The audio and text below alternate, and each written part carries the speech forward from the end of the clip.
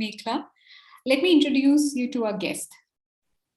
So Mekhla has been practicing pranic healing for close to 2 decades, and I think it's more than the time that I've been in the school. So that's amazing. She has also worked in diverse fields, from luxury retail to super bikes to beauty industry. And you name it and you know Mekhla is there. I don't know if I can say that, but yeah, it's quite a lot of experience. And it's such a blessing for us to have you, because then all your experience combined has brought the teachers at the School of Pranic Healing to a different level. So that credit goes to you. Now, she has been a model for various products and an anchor. Her articles for pranic healing have been published in leading magazines like Femina, Complete Wellbeing, Mary Claire, and others. Radio 1 has interviewed her on prime time slot for her views on pranic healing. Now, she's also conceptualized, shot, and produced a program on pranic healing with Tata Sky, and this had a nationwide audience and reach. All this experience translates into being able to communicate with people from various walks of life the amazing teachings and the techniques of pranic healing. Currently, she is managing trustee with Pranic Healing Foundation of South Mumbai. She serves on the trust board and is a pranic healing instructor. Now, instrumental in establishing the pranic healing classes for Mumbai Police and the Traffic Police. She has also been honored with award by the Police Commissioner, Mr. Rakesh, for her work with Traffic Police, and a medal by Joint Commissioner of Police, Mr. Dhananjay. She follows the teacher, Master Chokoksui, and his approach of being practical and imparting these highly advanced teaching in a simplistic manner, in a way that we all can understand, and to make it a little more easier, not just easier, but in a very comprehensive manner. So she has many feathers on her cap, and we are lucky to have her with us for this session. And my name is Anuja, and I'm a pranic healing instructor. I work as a consultant and coordinator with World Pranic Healing India. And to be really honest, my interaction, the limited interaction that I have with her, I know she is so full of energy, and she will just boost you with all the love, all the inspiration and motivation that you've been looking for, especially for doing the work and to spread the work of the teacher. So welcome, Mekhla. Thank you so much for joining us this evening. Thank you for having me, Anuja. It's always a pleasure talking to you. So when the Triangles Blessing team asked me, I was like, oh, wonderful. So a big thank you to them for arranging all of this, for you to be here and say such nice words about me, because now I'm getting a little shy. Let's go to the teachings. And of course, our audience right now who's watching us. So big hello to all of you. Atma, namaste.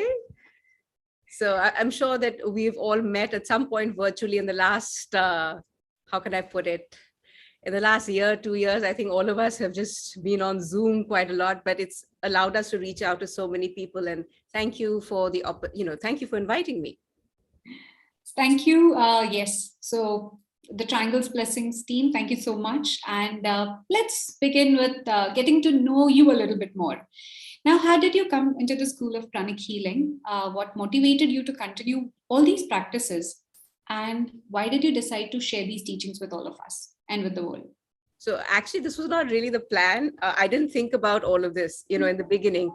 And, I started in 2003, and nobody had ever heard about pranic healing at that point. It was like, what are you saying? Because at that point it wasn't like what it is right now, where more and more people are talking about pranic healing and energy healing, mental health. What can we do? So at that time the conversation was very, very different. And I remember I was sitting with a friend of mine, and she's like, oh, you have a free weekend? I said, yeah, I have a free weekend. You have a free weekend? I said, yeah, okay. I said, she's like, you want to do something cool with energy? I said, yeah, that sounds amazing, because since I was young, I used to be really interested in energy and Star Wars and things like that. So she says, you want to do something with energy? So she says, my cousin has done Reiki and she's done pranic healing, and both are very good, but let's ask her which one we should go for. So we spoke to her, and she very sweetly said, Reiki is very nice. It's very generalized. You feel good after it. Pranic healing is very, very targeted. It's very specific. So I said, okay, we'll go for that. And so I went into class not expecting that I will end up being an instructor and doing all of this. If someone had told me I'd be doing all of this, I might have fainted and run away. But so it happens, like you turn up in class, you feel what is going on, you see the teaching and you see how it works. And then, of course, after you get out of class, you want to find the next victim, patient. And you're like, okay, let me try. I just learned this on you, and it works. So you're like, okay. And then you build on it. And, without really thinking about it, you just have to do the right thing. And life leads you in a particular way. And I'm very grateful it led me to Grandmaster Choa Kok Sui. So a lot of hurt, a lot of pain is avoided by actually practicing the teachings. So I'm very grateful. Actually, we all should be grateful. Whatever time it comes is the right time for us. It's just that we have to practice, right? So then the magic happens. So you spoke about magic and how the magic happens. So tell us something about pranic healing, the origins of pranic healing and the teacher Master Choa Kok Sui. Interestingly, I was looking at the book also because I love this book. I was reading it. And for me, it's, he hasn't written too much about himself, but it's magical because once you practice the teachings, you are connected to a great, great soul. Okay. And pranic healing, of course, is all about energy. And we are lucky enough to learn from one of the greatest masters of energy there are. And when I mean one of the greatest, the things that he could do and the way he taught is very, very different. And for me, it was magical because ever since I started doing the basic pranic healing class, I was having a lot of really nice experiences. And of course, I don't know if you know this, Anuja, but I had hurt my back many years ago. And I had broken it in 2 places, my spine in 2 places. And this was the only thing that worked on my back, as if it never happened. So one is that it's gratitude that someone came and helped me out like this. And I think every pranic healer has the ability to help just one person. You don't know how it's going to change their life, right? So, out of kindness, you say, okay, let me do a healing for you. And you sometimes change people's lives and then they remember it. So Grandmaster gave us that opportunity of actually being able to put love into action by pranic healing. And it's not just pranic healing, it's just a way of life. You understand energy, you can scan, you can check energy. So yes, there's healing on one level, but there are many, many aspects to it in the school, because if someone's interested in self-healing, you learn that. If you want to help out other people, there's that. If you like the whole psychic self-defense angle about making shields and very, Dr. Strange sort of stuff, you have your class for that as well. You have your crystal classes, you have Arhatic Yoga is for the really, really serious spiritual practitioners. So there's so many things in pranic healing for all types of people. It's like a university. You go in, you learn, and you go step by step by step. And every class has got about it's about 2 days or 1 day, and it's very, very easy to handle. And that's where the magic happens, because pranic healing before Grandmaster, it was there, but it was more of an art rather than a science. There were hardly any concepts, methodologies, terminologies. And then Grandmaster came in and systemized the whole thing, took out all the superstition outside, gave it to us in its present form. It's this format is very, very effective. So, and considering the kind of work that we do to keep the teachings pure, that nobody messes up, because how it is. It's like, oh, I heard that, and I heard that, and I heard that. But in pranic healing, he's put everything in the books. So if there's any sort of doubt, all you have to do is read the book. It's so clear. And the clarity is a gift, because learning from Grandmaster Choa Kok Sui is learning from the master. And I wanted to share one video with all of you. I think some of you might have seen it, but there's this video of Grandmaster very easily healing somebody who couldn't walk. And, I love that video. And it's got, Sudhir Bhai, who was very close to Grandmaster, telling us about all of this. And sometimes, you think that you can see a person, etc. It's all very nice. But when they actually do the stuff in front of you, you're just shocked, because you've never experienced anything like that. So without further ado, if I may, I'm going to share a video with you. Okay. And we will see Grandmaster in action. Hold on.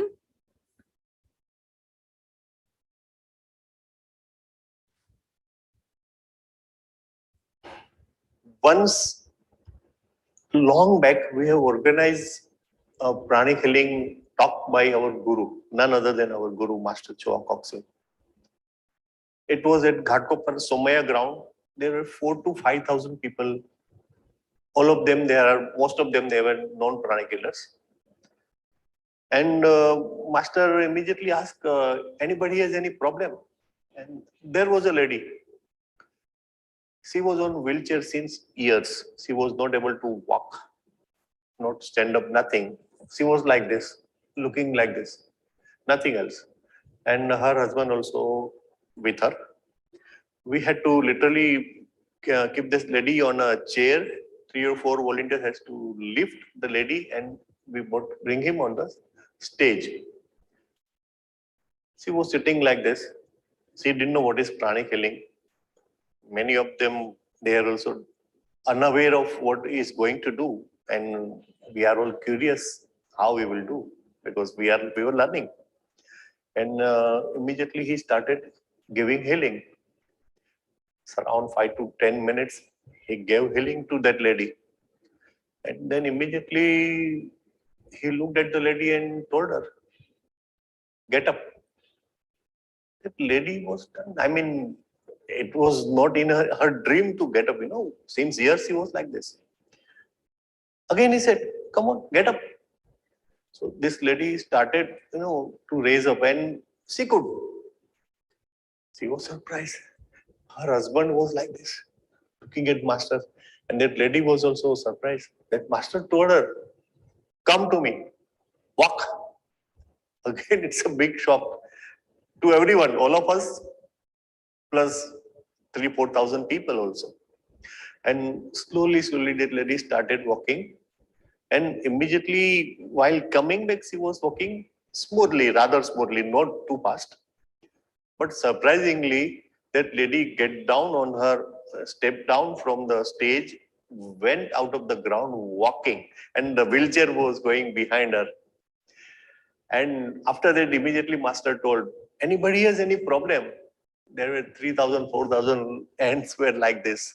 This is the power of our Guru, Grand Master Choa Kokse. I have never seen like this. So, yes. So that was Grandmaster in action, basically. Anuja, you're on mute. I was saying goosebumps. Goosebumps, exactly. So there was this time, and the reason why I'm sharing this with you is because the next crop of pranic healers and Arhatic yogis might not have met him physically, right? But it doesn't mean that he's not there, and he keeps an eye on all his students, because the thing is, the job of a special teacher is to look after the students in the, if he's there in the physical body, he will obviously interact with you there, but also in the inner world. When we talk about the inner world, when you do your practices, when you do your meditations, when you go to sleep, these are all times when the teacher actually can really, really speak to you. And he notices everything. That's the best way I can put it, because there have been times also when, when you're younger and you're like trying not to read or something. So I'll share something what happened with me once. Okay. When I started Arhatic Yoga, and it was really intense, and one of the pillars was study, and I wasn't, let me put it this way, like everybody else, I wasn't reading that much. I wasn't reading, let's put it this way. Okay, I'm being polite to myself, but I wasn't reading, and I was thinking, oh, okay, I'll just get away with it or whatever.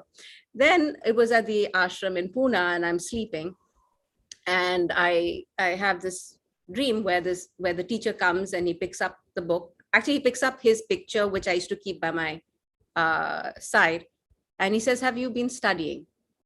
And I was like, so you can't lie. And you're like, how do I get out of this sticky situation? So I'm like, not as much as I should be, which I thought was a very diplomatic answer. And then he goes, do you want to learn? And I just nodded. I literally fell out of the bed. I started reading. So I read and I read and I read, because I realized that nothing escapes the teacher. So if you want the teacher's attention, or rather, let's put it this way, if you got potential and you want to do service, etc., you have the teacher's attention, and he notices everything. He notices when you're sad and you're not feeling too good about life. So the blessings come when you do your meditation, and the healing comes. He's a very, very, apart from being a very powerful person, a powerful soul, he's a very loving soul as well. and also he expects you to do your job. So it's something like that. Yeah. I'm really right now speechless because, knowing about the teacher and learning about the amazing healing miracles that he has done is something that really inspires us to do our bit in the School of Pranic Healing. Now, sometimes people come to us and they have this very question: I am physically fit, I am healthy, why should I learn Pranic Healing? So why should a person learn Pranic Healing? Oh, because everybody is human and everybody goes through challenges in life. Everybody has difficult times in their life, or not even just difficult. Life itself can be challenging. If you look at the last 2 years, you had the pandemic, right? That was a very stressful situation. Everybody got stuck at home and you suddenly had to start dealing with your own thoughts, your own emotions, and also be in very close quarters with people. Normally, even if you fight, you go out usually. But here, you put in a situation where you had to deal with everything, right? Now, how do you deal with things? How do you deal with stress? How do you deal with a boss getting angry with you, taking out all his stress on you? Usually people come back home and then take it out on their family. Or if you're stressed out or you're upset or you've had a fight with your spouse or your partner, then it goes on for a really long time. And then all these irritations and stresses add up. And then one day it goes boom. Whether you're healthy or not, that's life, right? I don't think anybody has escaped any pain. I don't think anybody has escaped any shock, especially if you live life. I mean, like if you're 10 and you're listening to this right now, I mean, it's all good. It's fine. Don't do it. Relax. But afterwards, if you think of it, you need to know this. Even in college, there's stress in college about what you're going to do. There's stress for parents because you're like, my kids have been dealing with online schooling. They're stressed out. They don't know what. So you need to learn how to do these techniques to not only help yourself, but your family. Because it's not about falling sick. It's about having a really happy life, right? How can you be happy if you have trash inside or negative thoughts and emotions which are sitting and poisoning your system? Because sometimes the healthiest people physically are not that healthy if you look at their emotions, their thoughts, right? So sometimes even, it makes a huge difference because you might have everything in the world, but you might not have peace of mind. Who's going to buy that for you? Right? So you want peace of mind, you want to have a healthy life, you want to grow in life. It's so important actually growing, because you don't want to think the same way as you did 10 years ago. Even you change your phones, you change your software, your hardware, because everything gets obsolete at some point, right? So you have to be sharp. You don't want to get really old and then think, oh, I missed so many chances in my life. I should have done all of this. I'm so old. I can't do this. I can't do that. You want to be healthy. You want to be happy. You want to move ahead. And when the time goes to, go up to God or whoever, you want to have lived a good life where you've made a difference. I think that is what, I think all of us are here for that, right? So joining Pranic Healing, and the good part with this school is it gives you balance.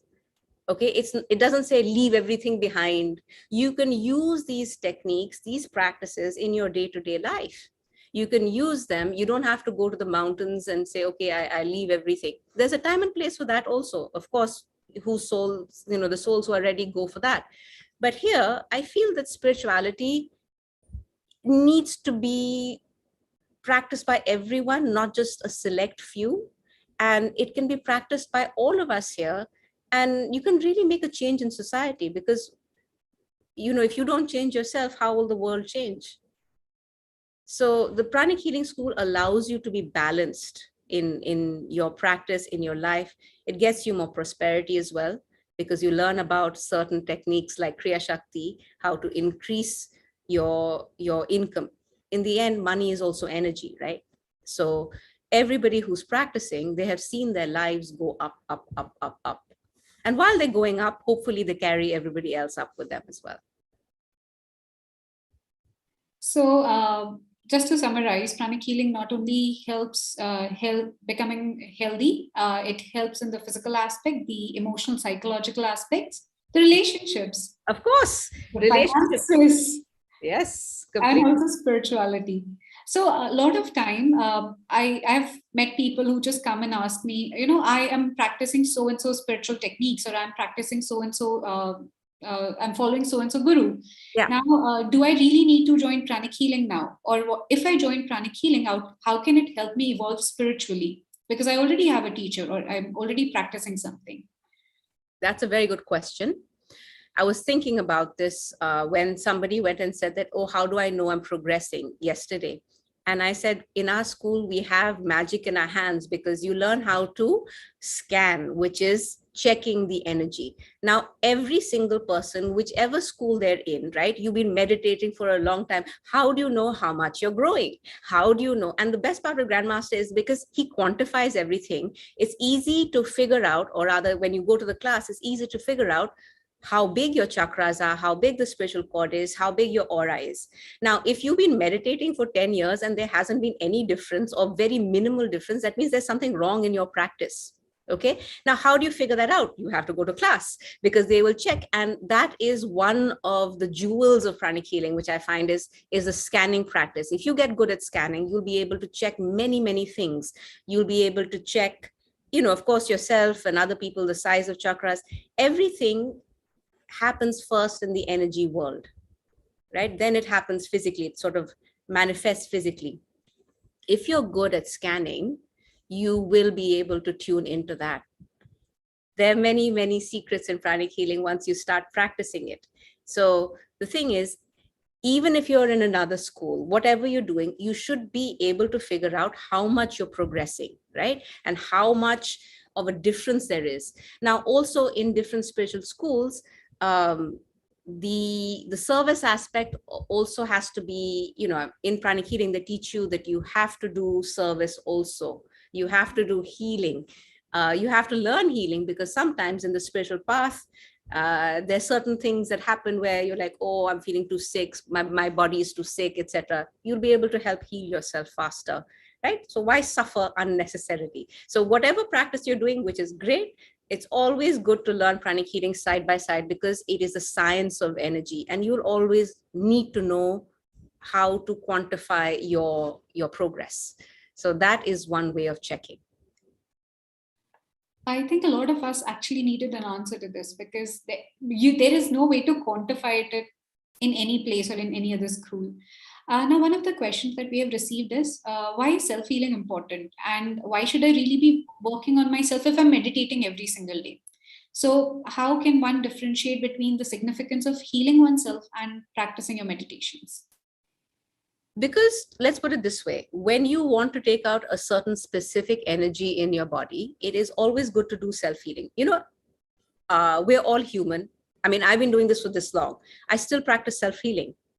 Okay. The other day, I remember I had interacted with some people and then also my body wasn't feeling physically very well, etc. So at night before sleeping, I did the practice. I cleaned myself up, etc. The next morning, my energy level was that high. I was happy again. So when you experience low energy, then you're like, you have to move your hands and actually do the practice, because then you'll suddenly see, why am I suffering unnecessarily? Sometimes the chakras, your old karma catches up with you, or you have a spat or you get upset. It's just with a swipe of your hand, you can remove something. Why would you not remove it? So self-healing is super important. In fact, I'm glad you mentioned this because some of us take ourselves for granted. A lot of pranic healers are helping everybody else, like, okay, my family, my this, my that. And then you suddenly realize that if I don't take care of myself, there's nobody else to do that. I have to do that, so why am I unnecessarily suffering?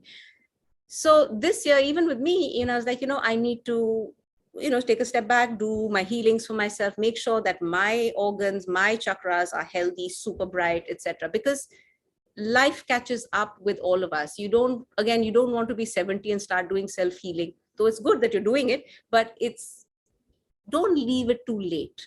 You don't wait till the vehicle breaks down and then you take it to you constantly maintain your vehicle, right? You clean it, you clean the car, right? You make sure that the engine is running properly. All of that's like self-healing. You have to make sure that your aura, the vehicle, is healthy, it is working properly. The energy of the meditation gives you the fuel to move forward, but you still have to make sure that the car is working properly, right? Yeah, that's so true. And I think you put it in a very beautiful way. It's like maintenance. You have to Yes, ensure maintenance. Yeah, exactly. maintenance and sustenance. Exactly. So there was this one question. So someone asked if they've been practicing pranic healing for years now, but they cannot really see any transformation in their system or to an extent which they thought they should be experiencing. Okay. Now, what could be the reason and how can they work on it? So one is, are they practicing regularly? That is one question. So, in the spiritual path, you have to think about certain things. You might not get all the answers, but you have to ask yourself, am I practicing all the steps in the book? Right? Sometimes you feel shy about opening your book, or you think you know everything anyway. So no, these are just, I'm not saying this person has done it, but you go through all the steps. You're like, okay, did I follow this? If out of 10 steps, if you got and missed out 5, then obviously it's not going to work, or rather it's going to work minimally. Okay, so you have to see, am I following the correct protocol? Am I following the correct steps? Am I skipping this? Am I not helping anybody? So you need to ask yourself, every step, am I following properly? That's one. Two is, again, scan to see, ask a friend to scan you and see what you can do in terms of building on a particular chakra. 3, are you practicing? If you're not practicing regularly, join a group. The group energy pushes you forward. And number 4 is one of my favorites. If you want to grow very fast in the spiritual school, you have to do service.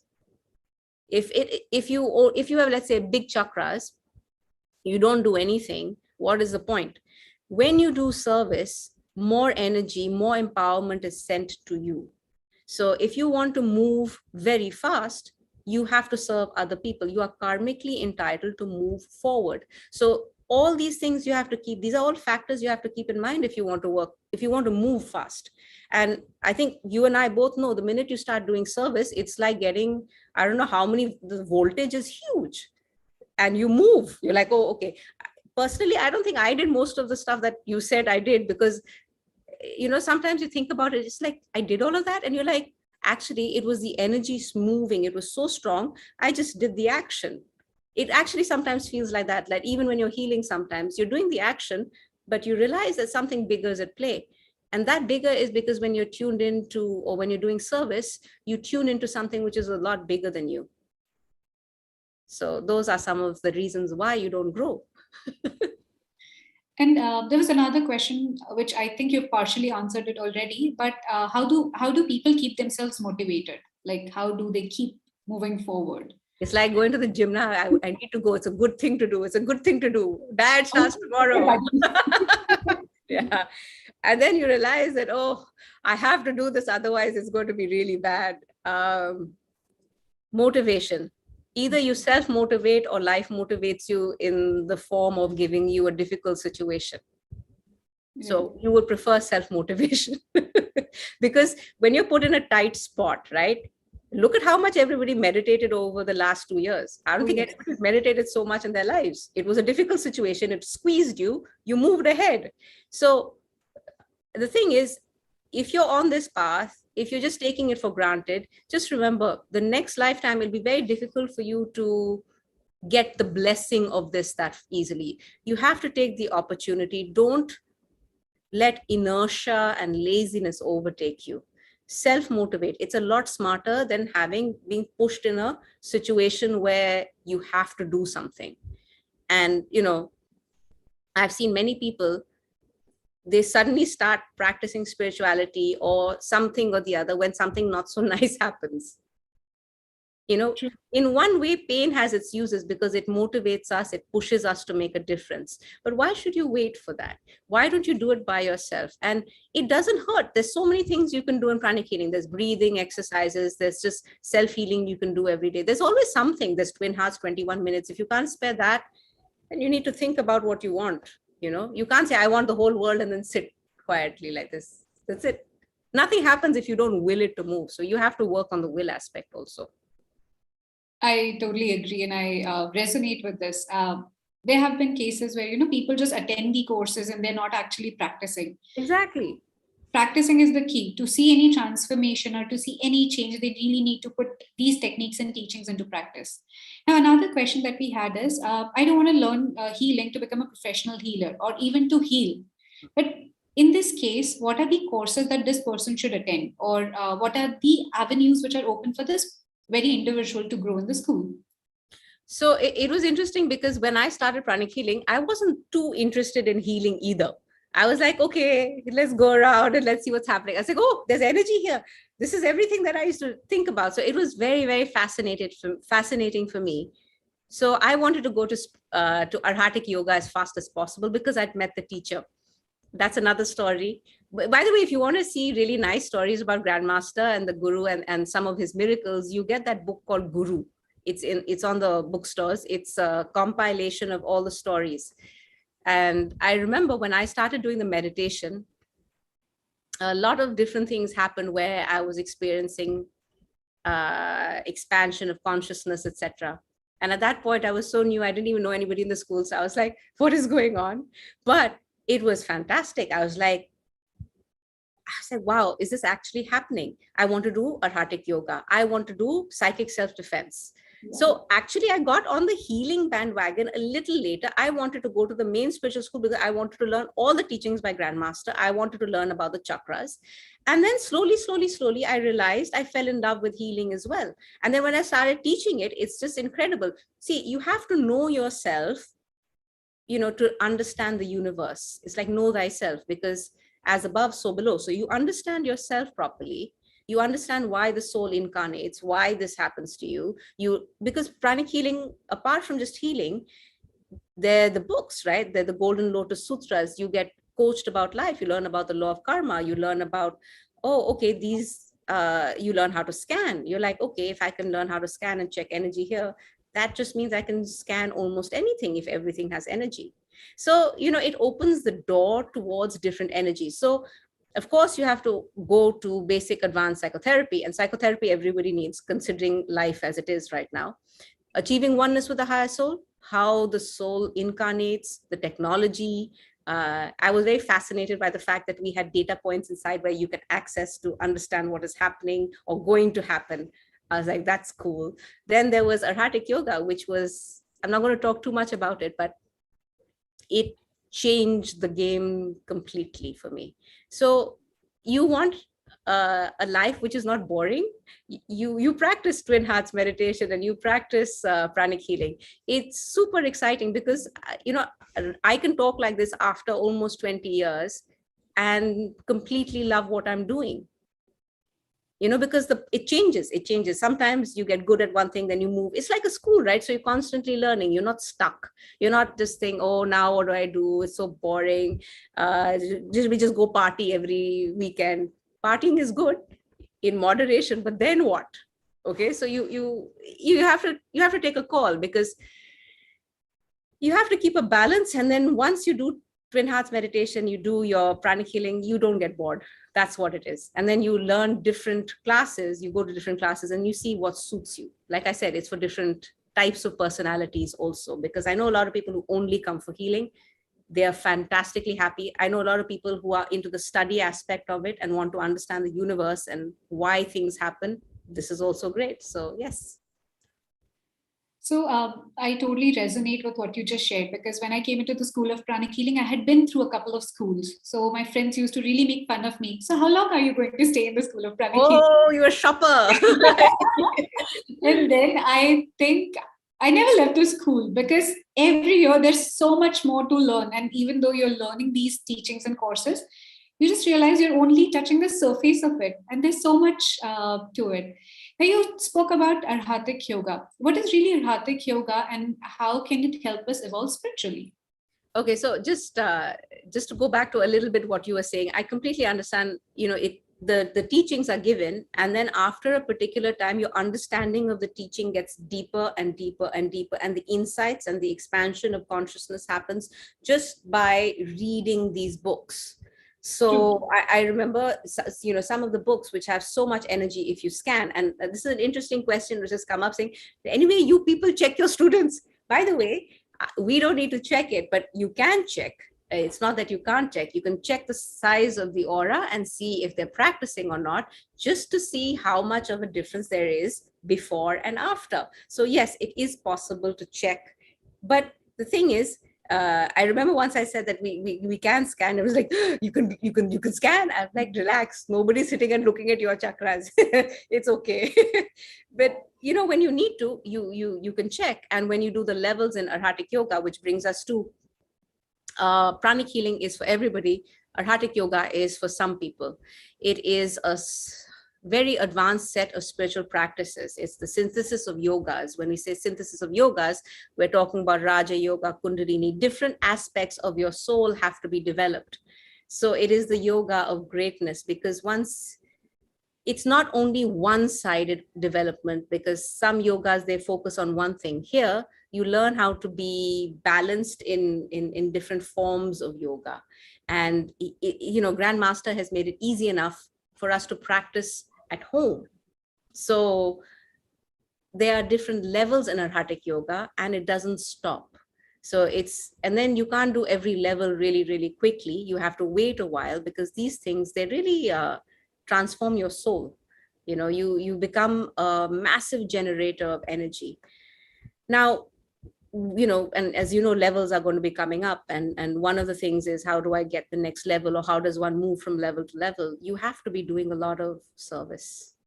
You have to be helping, you have a lot of energy given to you in Arhatic Yoga. You have to use it, not only for yourself, because if you only use things for yourself, it's spiritual selfishness. You don't grow as fast. But when you help, you have massive projects.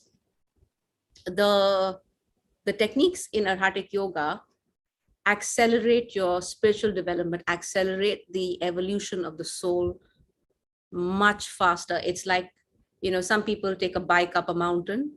Here you're put on the mountain. It's like that. It's quite intense. It's beautiful. And I'm just so grateful that I got to practice it.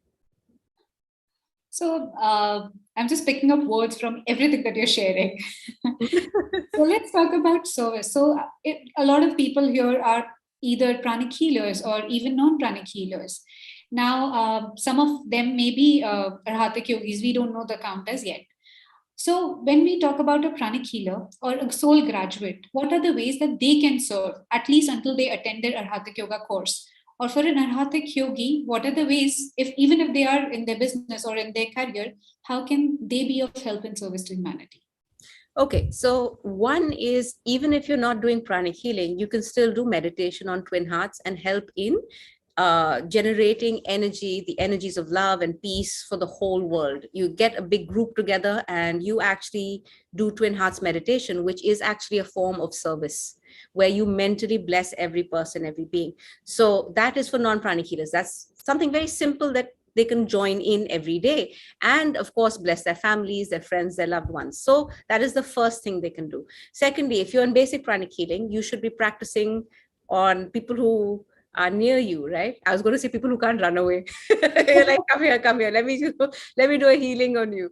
Okay. So if, your child, your spouse, your parents, your in-laws, you heal them, you create the energy, because healing is love in action, right? So if you love your family, you can't be happy if they're suffering, if they're stressed out, if they're just let's put it this way, if they're suffering from something. If your child is sick, you're so worried, right? You want to do healing for them. So look at your family first. How can I put it? Even I didn't go straight into doing the kind of projects that I did, because it's a bit overwhelming at points. What did you start with? You started with the people around you. You did it regularly, and very, very naturally you go forward and you're like, okay, let me help some more people, my friends. So first your family and your friends.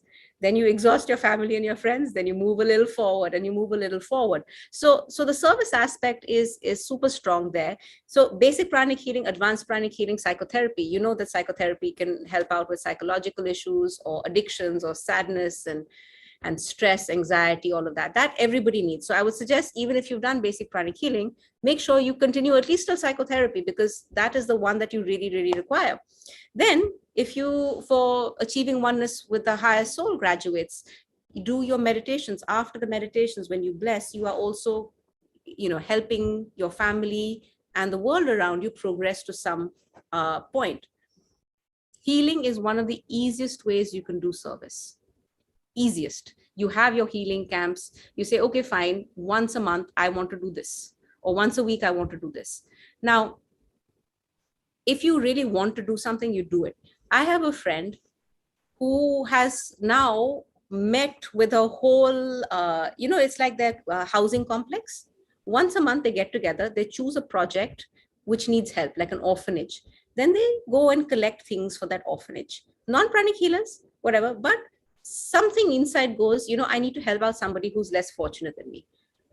It's just, you will find the way once you want, and it's usually around you first. You want to do something around you and then you move forward. Arhatic yogis have a bigger responsibility. Bigger chakras mean bigger responsibility. You want a small chakra, you don't do anything. You just sit. Okay. So you spoke about meditation on twin hearts, and meditation on twin hearts, as taught by a beloved teacher, is an advanced meditation technique.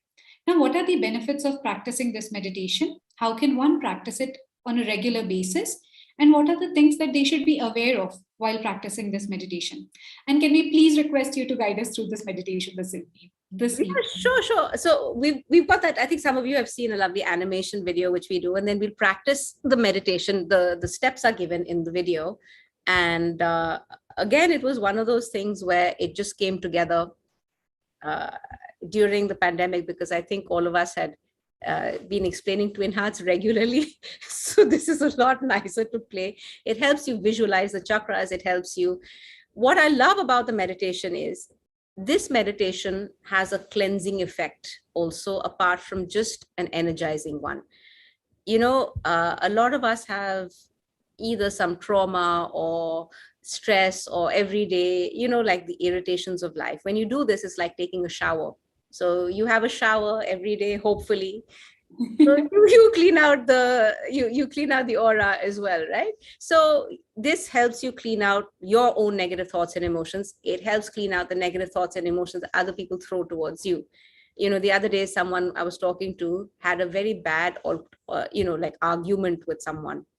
And she started feeling really sick after that. Like, it was sick because that person wasn't a very nice person and obviously threw a lot of rubbish on her.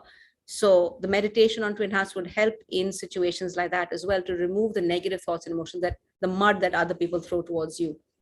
And of course, the energy in an environment also needs to be clean. So when you do the meditation, the area around you also tends to get purified. When it gets purified, you start noticing a lot of good things in your family. You find that there is more peace in the home, because just by meditating, it doesn't stick only to your body. It radiates outwards. It radiates to your home. Your home becomes purified. It becomes, in a way, blessed, and it's full of light. Now, if that doesn't tell you that you need to practice it every day, I don't know what will. But what we can do is, of course, play the video right now. Let me just quickly see some of the questions where people are, can we heal someone if he or she does not believe in healing? You can heal someone in your family, but if someone doesn't want the healing or says, no, who's outside your family, you have to take a call whether you want to interfere. But in general, if you got like a cranky parent who says that, oh, what is this you're doing? Then you can do it by yourself. But, it's like you have permission because they're in your family. Now, you have to use your discernment if you're impinging on their rights or not, right? Now, if I see someone who's drowning, I'll pick up the person any which ways. So let's say if you're passing by someone who is in an accident or something, I would immediately start healing. I wouldn't wait for permission. I would just heal, right? Like if someone is on a road accident.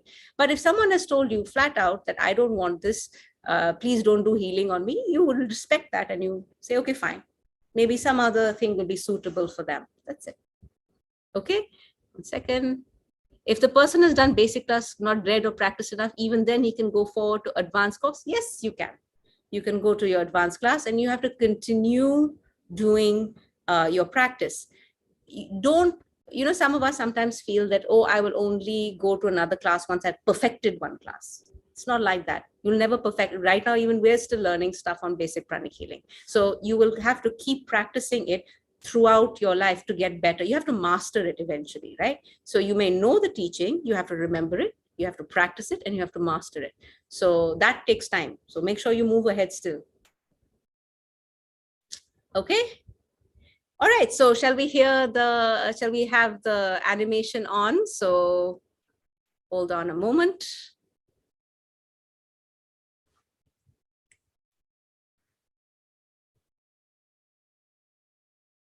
So this is courtesy the Pranic Healing Foundation of South Mumbai, and it is on their website as well. Here we go. Do you want peace and happiness? More concentration and focus? Better health? More energy so that you don't feel drained by life? It's simple. You need to practice the meditation on Twin Hearts. This is an extremely powerful meditation from the Pranic Healing School founded by Grandmaster Choa Kok Sui. It's 21 minutes of goodness, designed to make your chakras and aura bigger and brighter. Bigger and brighter auras mean more energy, success, clear thinking, a greater ability to withstand stress, and much more.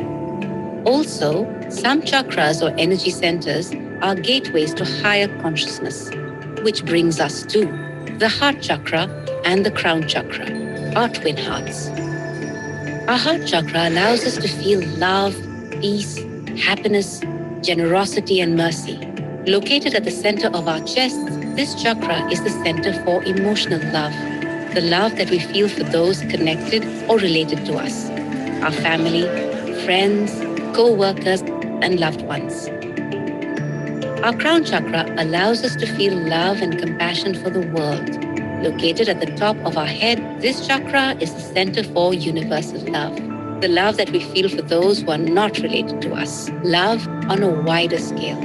These two chakras are our twin hearts, since our heart chakra is a replica of the crown chakra. It looks like the inner part of the crown chakra, which has 12 golden petals. For the crown chakra to open up, the heart chakra needs to be activated first. To practice the meditation, you need to be sitting upright. This whole meditation is a guided one, so you just have to listen to simple instructions and follow them. Grandmaster Choa will ask you to invoke divine guidance, love, illumination, oneness, bliss, health, and protection. You will connect the tip of your tongue to the roof of your mouth throughout this meditation. He will ask you to think of a happy event and re-experience it and smile at your heart chakra. He will then ask you to think about another happy event, re-experience that event, and smile at your crown chakra. He will ask you to become an instrument of peace by putting your hands up and imagining a small earth in between your hands and mentally repeating the prayer of Saint Francis of Assisi. Why the prayer of Saint Francis? Because it is in giving that we receive. And as we bless the earth with love, pardon, hope, faith, light, and joy, we in turn will be blessed many times over. It is a prayer for humanity. As you pray for others, great amounts of divine energy flows down through your crown chakra and eliminates your inner pain, negative thoughts, your inner noise. After the prayer is over, he will ask you to put your hands down on your lap facing upwards. Please don't make any mudras or hand gestures. After that, you will imagine a brilliant light or a star on your crown. Grandmaster Choa will chant Om. You will mentally chant Om with him and be aware of the stillness between the two Oms. After about 9 Oms, he will ask you to internally let go and sit in silence. There will be no audio. You're just supposed to relax, let go, and experience the peace.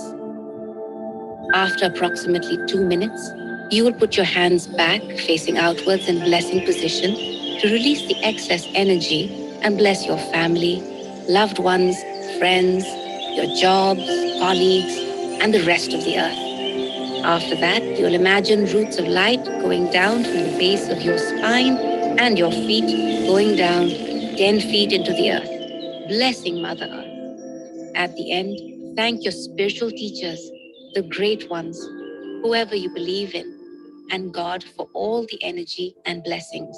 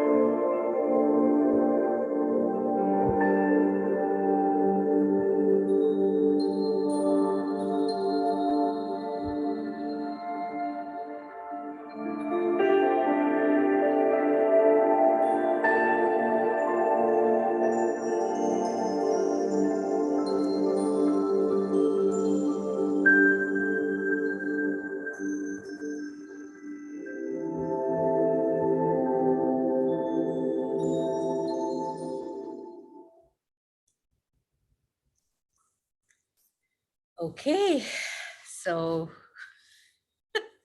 I like the way Gauri is doing this. Yeah, it's this. I think this video makes me smile, and quite frankly, this is all taken from our book, how the chakras and the aura looks. If that doesn't motivate you, I don't know what will, because it's fascinating, to see all of this. Okay, let's see some of the messages.